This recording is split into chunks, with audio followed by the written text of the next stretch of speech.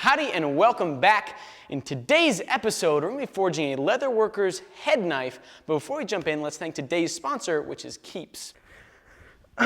Now, did you know that 2 out of every 3 men will experience some sort of male pattern baldness before the age of 35? And the best way to prevent that is to do something about it before it even happens. With Keeps, a licensed doctor will review your information and recommend the right hair loss prevention treatment, and you can have that shipped right to your door every 3 months.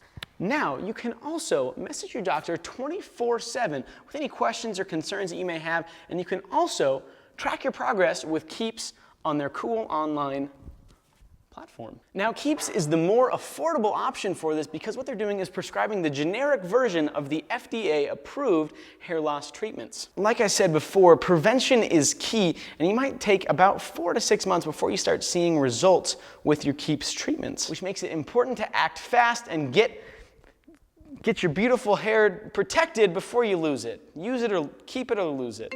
Oh, hold on. I'm receiving a call. A call to action to save 50% off when you go to keeps.com/Will Stelter.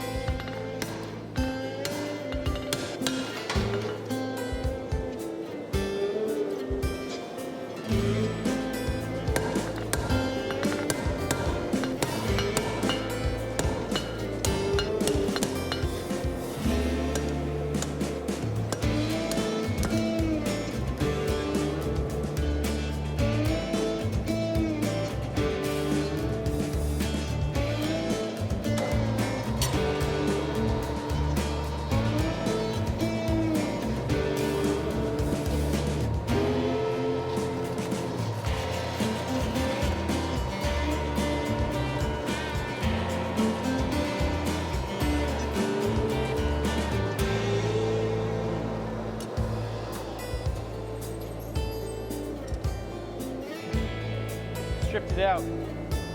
Dang it. All right.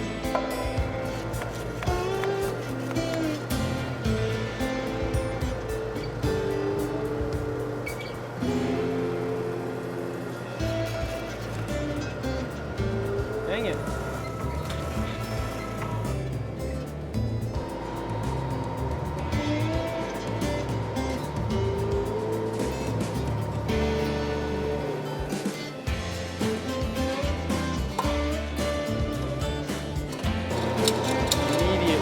Just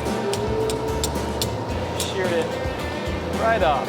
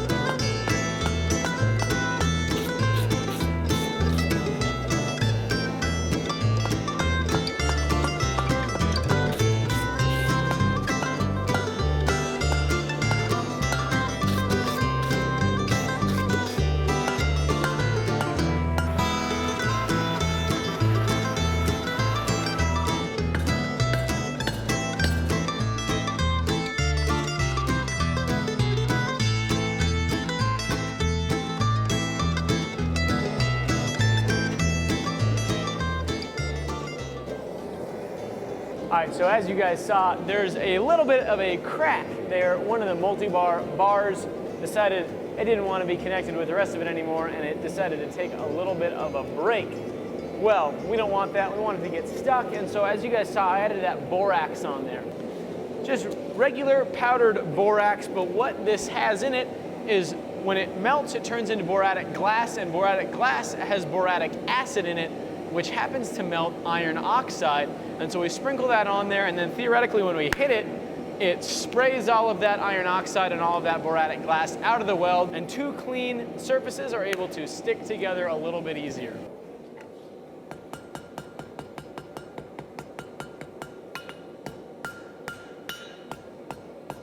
I don't think it worked.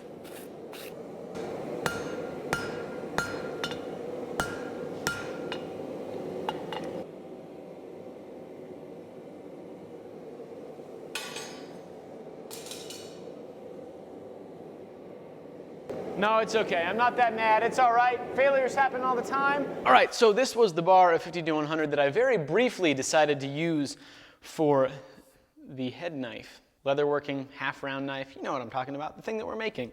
And then I decided, I don't know if I'm actually able to pull this thing out into 4 inches wide because it's only 1 1/8 round. So instead, I'm gonna take the billet of Crew Forge V and 15N20 Damascus that we started way earlier before we twisted it, and I'm gonna see if I can up the layer count on here by, right now it's at, I think, 10 layers. We're gonna try to get up to about 100 layers, and so I'm gonna draw it out real thin, restack it a whole lot, and then slap it back in the forge weld it together, and forge out our blade from there. I'll have a little bit more control over my starting stock for forging that nice wide blade. I'm really worried about getting that thing wide enough. I think it's gonna be a little bit of a challenge. I think this is gonna be a better option, and then it'll be Damascus, and it'll look nice, and all of that good stuff. So with that,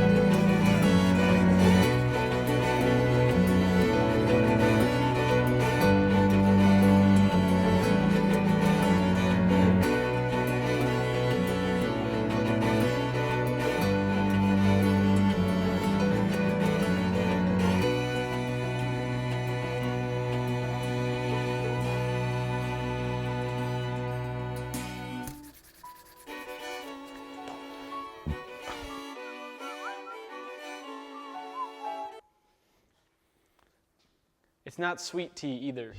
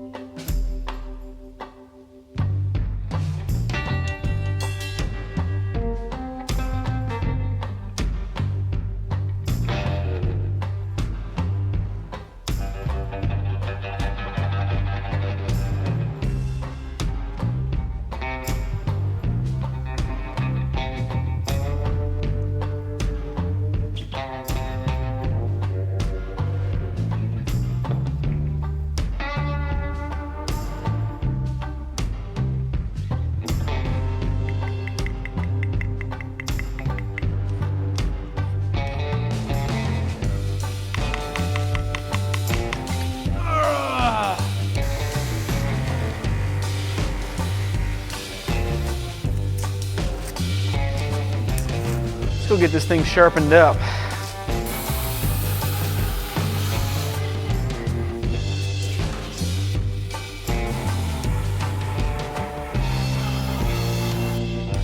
Strop it, oil it, and test it.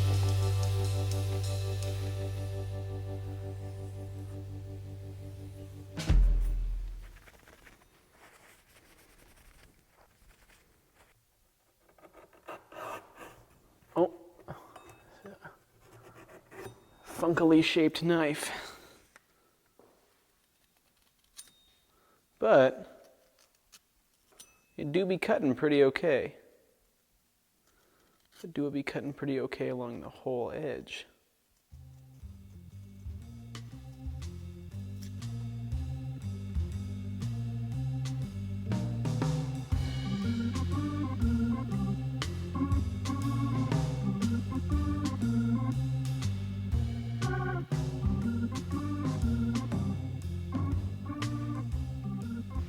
And with the half-round knife finished up, I brought it up here to northern Montana to visit my friend Tanner. Tanner, how you doing? Good. Good. See you, Will. Thanks for coming up. Of course, I'm excited. Tanner's one of the first people I met when I moved to Montana a couple years ago. He's a super talented leather worker, and so this knife is going to be put to use in his shop. And the first project is going to be making a sheath for this big Bowie knife that I made. And this is actually the first knife that I made in my new shop. I didn't film it, but we get to have a good look at it now while we're making the sheath for it. Let's go ahead and jump on in.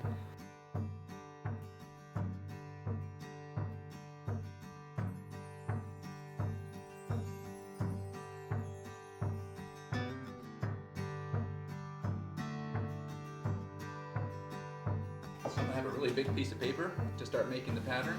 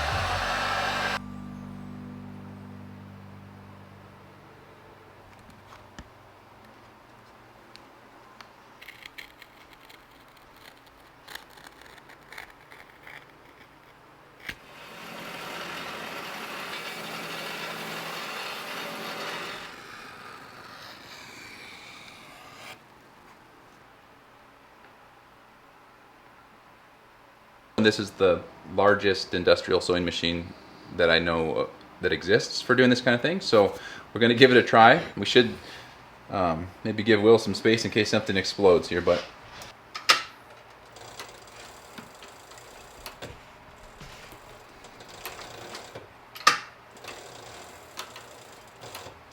we're doing some back stitching here just to lock it in. Didn't go all the way through. I think our angle of dangle here is a little off, Will. Uh-oh. Is it fixable? Define fixable. Can you fix it? There's always a solution, isn't there? You need to stitch from the other side? Can always stitch by hand. Oh boy.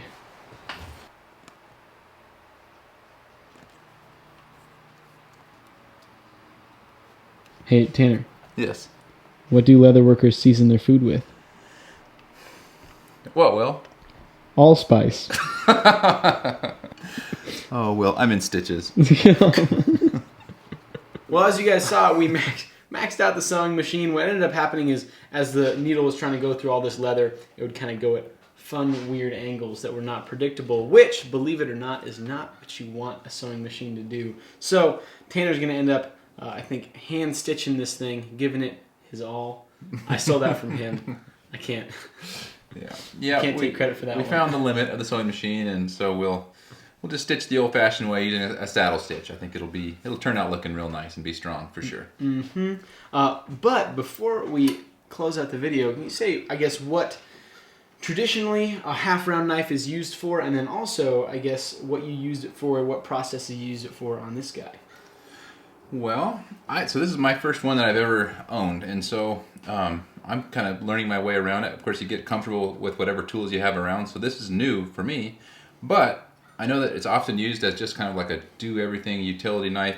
People cut real thick leather with this. You can cut straight lines easily. You can chop things. You can, it's just you can chop real thick leather right on through it. Cuts like butter. You can skive with it, like thin down an edge of leather. It does that beautifully. I did that on this project in a few spots. So yeah, actually on the wedge that's in here, just to kind of knock everything down, take the sharp corners off and make a tapered piece. I used this for that and it worked really well. So yeah, I can't wait to get more familiar with it, but it is just awesome and it's super sharp and it drew blood. Yep, on both of us. It got my middle finger on my right hand and his middle finger on his left hand, so there we go. Good stuff. Well, Tanner, thank you so much for walking us through this process and putting that knife through its paces. I hope you get some good use out of it over the years. And I will see you guys back in Bozeman. We're back at the workshop. I had an absolute blast getting to make this knife. It was a weird knife to make, weird shape. It was a good time. And then getting to see how it's properly used by Tanner, someone who, he's never used a round knife before. He crushed it with it though. I myself, not a huge fan of leatherworking. When I was 16, I put the back end of a leather sewing needle almost all the way through one of my knuckles when I was trying to stitch up a sheath, and then I decided maybe I don't need to do leatherworking, and I haven't done it since. So, thank you guys so much for following along. A couple announcements. Number one, there's new merch here. This is a chef's knife that I designed, and then my friend Evan Watson, the hand engraver on Instagram, drew up some awesome scroll work to go around it. There's a couple more designs in this style that are going to be coming out pretty soon, so stay tuned for those. Patreon is still the best way to support the channel as we're getting up and running. And make sure to like, subscribe, and comment, and let me know all of the things that I did wrong in this video, because as we keep on finding out, it's lots of things. Whether or not that's true, you seem to think so. And another huge thank you to Keeps for sponsoring today's episode, and I will catch you guys on the next one. Can you tell us about your artwork?